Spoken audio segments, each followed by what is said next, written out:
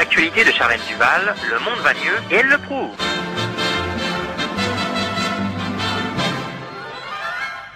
Semaine du 7 février. Politique. Décidément, le Sud s'excite.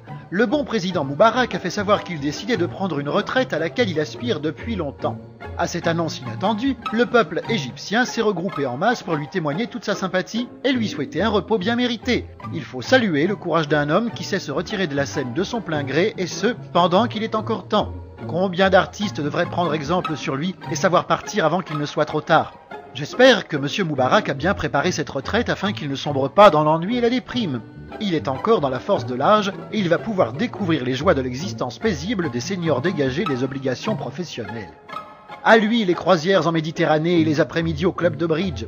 Peut-être pourra-t-il même se consacrer à quelques œuvres associatives, comme la reconstruction du nez du Sphinx ou la sauvegarde des espèces menacées des rives du Nil. Allez savoir. Un brave garçon qui a bien vieilli, vous le connaissez aussi. Il s'appelait Boudou Badabou, il jouait de la flûte en acajou. Sur son instrument, fallait voir comment, il savait boucher les trous. Mais depuis qu'il l'a épousée, faut croire que sa flûte est usée. Son jeu est très mou, sa femme dit partout qu'il ne bouge plus rien du tout. Tourisme. Il semblerait que nos politiques voyageassent de façon un peu légère et qu'on le leur reproche. Mais enfin, est-ce parce qu'on est VIP de l'État qu'on n'a pas le droit d'avoir de bons amis à l'étranger? Et ces amis devraient-ils être tous pauvres et ne posséder qu'une méchante pirogue ou un chameau boiteux? Allons, soyons sérieux un moment. La vie n'est pas si facile pour nos dirigeants qu'ils ne puissent se reposer quelques jours sous les cieux ensoleillés de quelques destinations exotiques. Tout le monde, y compris moi, pratique ces haltes salutaires et cocotières pour se requinquer un peu. C'est vrai que j'ai un faible pour les grands hôtels dans lesquels on est à peu près sûr d'être bien servi. Mais si nos politiques préfèrent user de la formule bed and breakfast chez l'habitant, qui pourrait leur en tenir rigueur?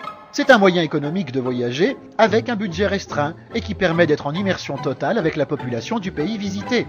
Cette proximité permet peut-être que les peuples se comprennent mieux et que nous puissions avoir l'espoir un jour de vivre tous en harmonie et ainsi le monde ira mieux, je vous le jure. J'ai fait 3 fois le tour du monde et l'étranger font mon bonheur. Dans mes voyages, combien d'orages, que de naufrages, mais au retour, au sein des fêtes, que de conquêtes, que d'amourettes sans amour.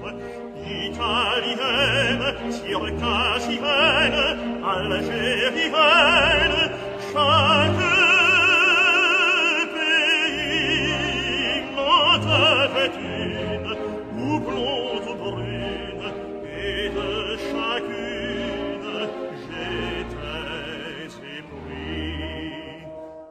Télévision. Cette semaine, la première chaîne de l'ORTF présentait l'émission de télé-réalité du président de la République. Un spectacle de plus de 2 heures mettant en scène la vedette, entourée de figurants choisis consciencieusement. Heureusement que mes concerts ne sont pas fichus de la même façon, sinon je chanterais devant des salles vides et ça ne ferait pas un radis. Cette émission nous a permis une fois encore de mesurer combien le président est affublé de manies, tics et tocs en tout genre. La caméra ne pardonne rien, surtout si l'acteur principal n'est pas à la hauteur de la prestation attendue. Cet homme est fait pour des plans courts et devrait plutôt tourner des clips et les proposer à la première chaîne chaque semaine. Vous ne trouvez pas que c'est une bonne idée? Sur Terre, il y a des gens, c'est drôle, qui possèdent un tic nerveux. Il y en a qui haussent les épaules ou qui clignent des yeux.